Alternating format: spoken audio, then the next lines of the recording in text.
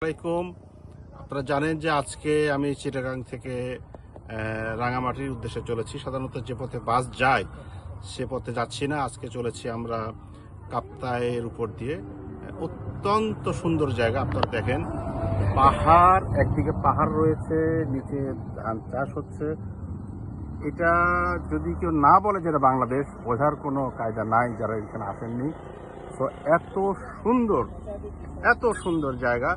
আবার একদিকে রয়েছে লেক,